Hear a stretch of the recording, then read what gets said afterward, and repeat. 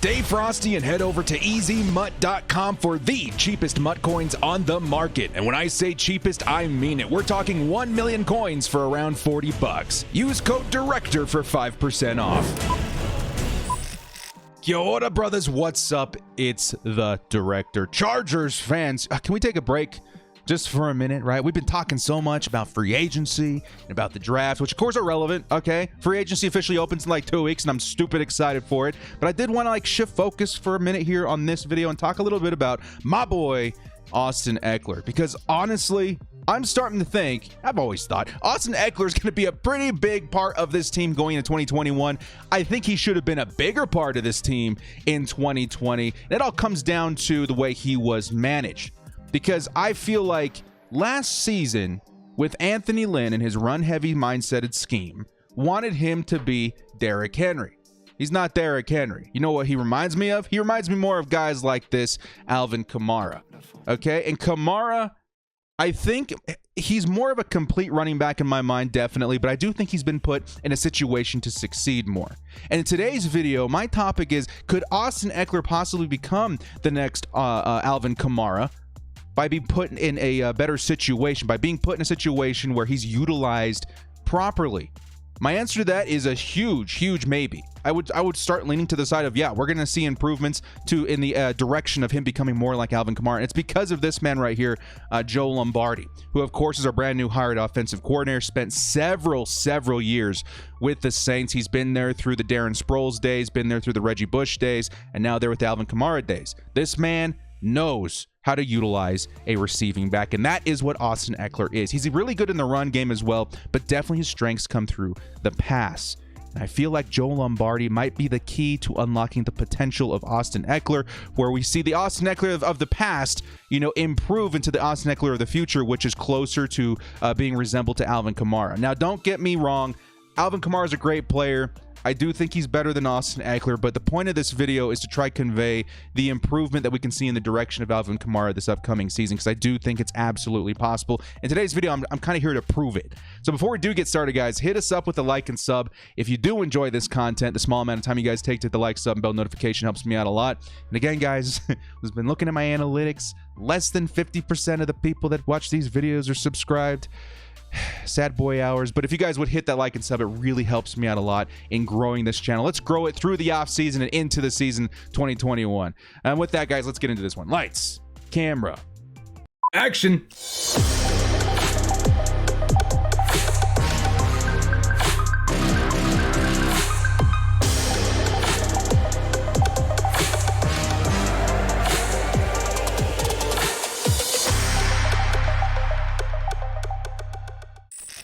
Could Austin Ekeler be the next Alvin Kamara? I know it's a huge bold take, all right? The title may be a little clickbaity, but I think the point I'm trying to convey needs to be strong. The point I'm trying to convey needs to be dramatic, because Austin Ekeler could be the focal point of this offense next season in a very big way. Of course, it's the Justin Herbert show out there in Los Angeles, but I think Austin Ekeler is going to have more to do with this offense than we think. And again, it's because of Joe Lombardi. He knows how to utilize a receiving back. I can't tell you guys how many times last season watching the games, especially with you guys live, where I saw, a run up the middle at least 10 times a game for 1 yard. What do you expect from Austin Ekeler? Austin Ekeler is not your power back. If you wanted to be a power back, let's say if I was playing Madden even, right? If I went into that season saying, I want to be a run-heavy guy, I need my own Derrick Henry on the field, I probably would have signed Leonard Fournette on the cheap like the Bucs did. If that was the plan the whole time, that's what I would have invested in, And then instead, when things started not, working out in the run-heavy scheme, we went and picked up Kalen Ballage, and we had Joshua Kelly, and all those solutions weren't working because the talent was to be found in our beautiful receiving back, Austin Ekeler, who honestly has the potential to get a lot better on the ground as well. And that's where we start finding comparisons to Alvin Kamara. Okay? Now, before we really dive into this, I want to read an article with you guys. Matter of fact, let me make this a little bigger for you fellas in the back. Okay? This is a interview with Joe Lombardi. He was talking to somebody on the team's website for the Chargers. He says, I know that Ekeler has some of the skill set that I'm used to seeing in New Orleans with Reggie or Darren Sproles or Alvin Kamara. That's exciting to have someone with that skill set. I'm very excited to come in knowing that those pieces are in place and that we can get or have a good chance at hitting the ground running. That's really exciting. It's really exciting to hear offensive coordinators say, you know what? I see what we have in Austin Ekeler. I know how to utilize a receiving back. We're going to get this man, the reps that he deserves in the scheme that he deserves. Now, that's the next thing I want to talk about is the scheme of the New Orleans Saints, okay? How much Joe Lombardi had to do with that, I'm not quite sure. He wasn't the coordinator for the Saints. He wasn't. However, he has so much exposure to that offense. He's a very intelligent human being. He has been an offensive coordinator in the past. I fully expect the Chargers to bring in a lot of what the Saints are running for the past several seasons. Because what the Saints have been for the past several seasons is a stupidly good and consistent balanced offense. They've been that for the longest time. And if you guys watched any of my reaction videos to live games and stuff last year, you would have heard me say more than once, the Chargers are not a run-heavy team. We need to shift more to a balanced scheme. Rely on the pass as much as we rely on the run. Don't lean too far towards left or right. Because when you do that, especially with the kind of players that aren't suited to be running a run-heavy offense, you're putting your players in a really bad situation, and that's what happened to Austin Ekeler. Now, the injury on top of that, yes, that did hamper his season last year, but considering how many games he played, he did pretty well. Let's segue. Nice segue, director. Let's segue over to the stats real quick. And don't worry about the stats don't tell paint the biggest picture or don't tell the whole story. Don't worry. We're going to deep dive or dive deeper into it here in just a minute. Now, rushing. I wanted to highlight this for a second here. Okay, 2019, 132 attempts, 557 yards, 3 touchdowns. Okay, he did really well for 16 games. 132 attempts is pretty low, right? But we were still transitioning between Melvin Gordon and him, so we understand that. In 10 games last season and 116 attempts, he got pretty close to the same number. As a matter of fact, his average yards per carry went up from 4.2 to 4.6. Just the touchdowns went down, but a lot of those red zone carries went to Kellen Ballage, which, that's pretty obvious why, because considering the scheme that we're running. Where Austin Ekeler definitely shines, though, is in the receiving game. Definitely broke out in 2019. 92 receptions out of 108 targets, almost 1,000 yards and 8 touchdowns. If you had him on your fantasy team that year, you were stupid happy. You were very, very happy. I was actually hoping, I did a video on this last season, that Austin Ekeler could become the 1K rock star, and I was really adamant in seeing him break 1,000 yards rushing and 1,000 yards receiving. I saw a lot of potential in that. And honestly, probably could still happen. It's a really hard thing to do, but I still think it could happen if we are balanced. Now, what's more balanced? What conveys balance more than 1,000 yards rushing and 1,000 yards receiving with our premier running back? I don't know. Now, let's take a look at Alvin Kamara really quick. Alvin Kamara, man, the guy is just ridiculously good, okay? But I'm just saying I want to start moving Austin Ekeler closer to these numbers, finding ways to get him closer to these stats, okay? 2019, 14 games, of course, injured for a couple of those. 797 yards.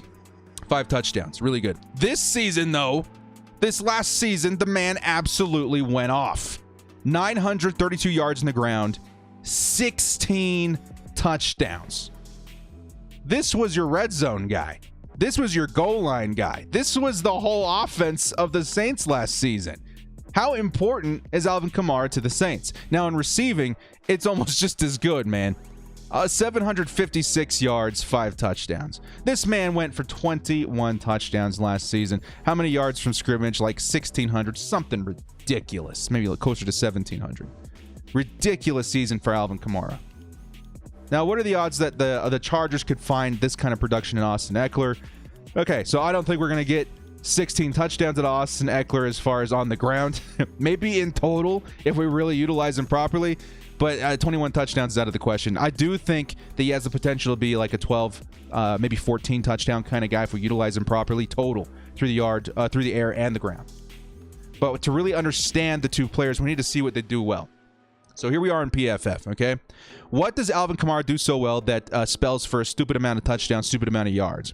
Well, he was 7th in the league in offensive grade, so he was the 7th best halfback in the NFL, which honestly, with the season he put on, Kind of surprising he's not number one. In the run grade, he was 15th out of the 48 halfbacks in the league. That's still pretty good. And then receiving grade, he was second in the league. I don't know how many people understand how good Alvin Kamara is in the pass game as well, because we're seeing him truck over people, break tackles. He's so good in the run game. I think a lot of us forget how good he is in the passing game as well. And you can kind of see his growth in these areas throughout the seasons, throughout the years. Okay, stupid good in 2017, regressed a little bit, really good in 2020 once again.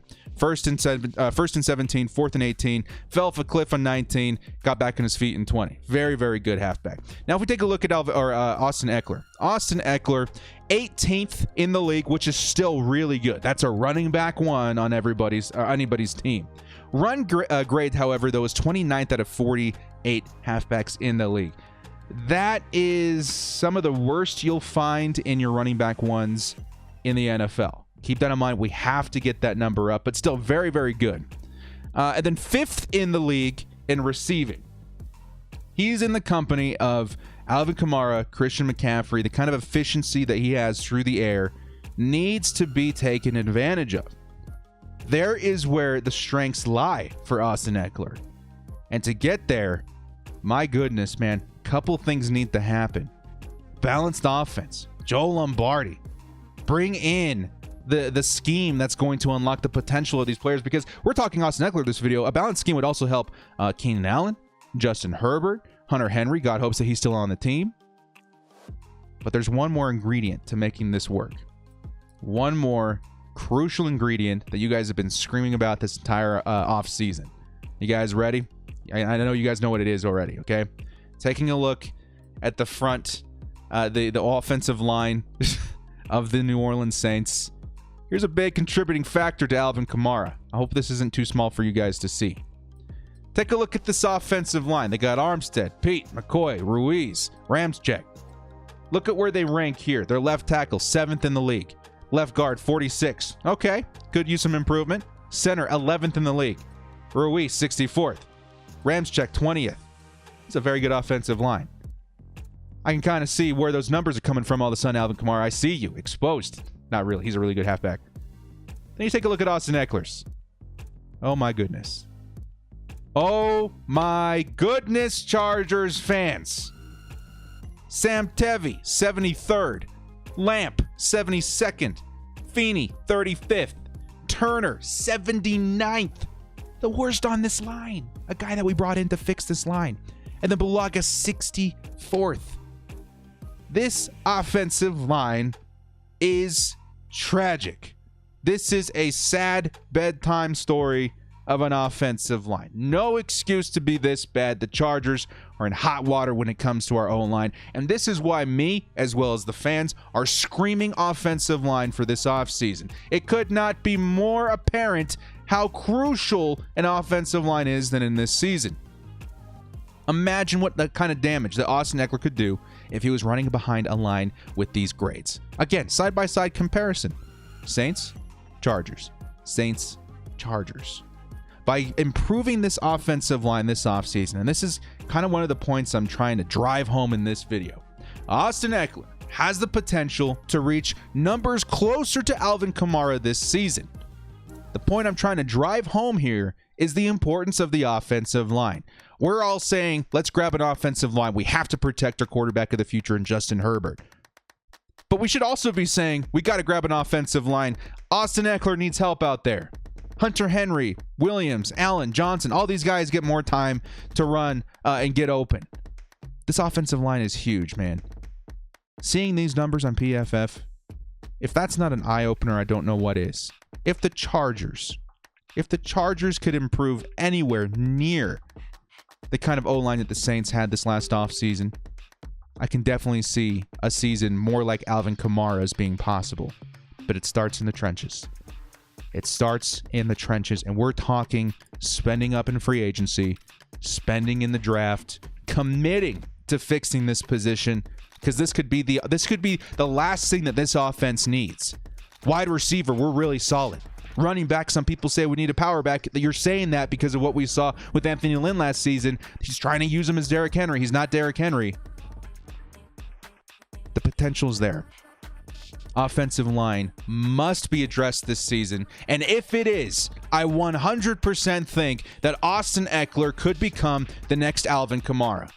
His stats in the run game should improve. They were already starting to see improvement last year with the crappy O-line that we saw, the bad scheme that he was in. This should go up. The potential of a 1K rock star still exists. But what's even more exciting is his receiving yards as well. Look at this, man. Last year, he put up almost 1,000 yards. Anthony Lynn said, you know what? Let's not do that again. Why? I can see Joe Lombardi saying, heck, man, well, let's get this guy 1,000 yards through the air and through the rear, but make sure that he is available through the air. Safety valves, dump offs, stuff like that. He needs to be available, and get him the ball. Whenever you're unsure, Austin Ekeler is there. Make it happen. His yards after the catch are ridiculous. Breaking tackles is ridiculous. Ball carry vision is ridiculous. We have a great player in Austin Ekeler that I want to see utilized properly this season. So with that, guys, in the comment section below, what are your thoughts? What are your thoughts? How important do you think scheme is to Austin Ekeler? How important do you think offensive line is to Austin Ekeler? And more importantly, too, I want you guys to start listing off linemen that I feel like could improve the run game as well. That often gets overlooked. Okay? Let's say we go after a left tackle. Alejandro Villanueva. Let's say we go ahead and get him in free agency. That guy's pretty good in the run too, man. You're talking about a difference between Villanueva and Tevi. You got a really good left tackle. A lot of people say, oh, Tevi was really good this last season. He did improve in the pass blocking. His run blocking was horrid. Terrible. To a point where I felt bad for Austin Ekeler and all the other halfbacks trying to make plays happen. Ridiculous. So let me know what you guys think. For me, 100% it starts with Corey Linsley in that center position. He was ranked in like the top 5 in passing and run blocking, #1 center in the league. That is a great place to start. All of a sudden, you got yourself a guy that has a #1 here in the league. First, out of all of the starting guards, that's a great place to start. Build around that. Do we have to keep anybody? Maybe we keep Feeney, put him on the guard. Maybe we keep Lamp. I don't know. But from the grades I'm seeing here, I don't want to keep anybody. I want to start fresh. You know, give me that Thanos snap, and let's go ahead and start over. You know what I mean? Well, with that, guys, I'm rambling a little bit. I just get really excited. I see so much potential in Austin Ekeler this season. The thought of him getting anywhere close to Alvin Kamara is super exciting, and I think Joe Lombardi is the man to make that happen, and I'm very optimistic about the Chargers fixing this offensive line this year. It's a must. I think it's out in the open now. There's no looking back, gun to your head. You've got to draft linemen. You've got to sign linemen this season.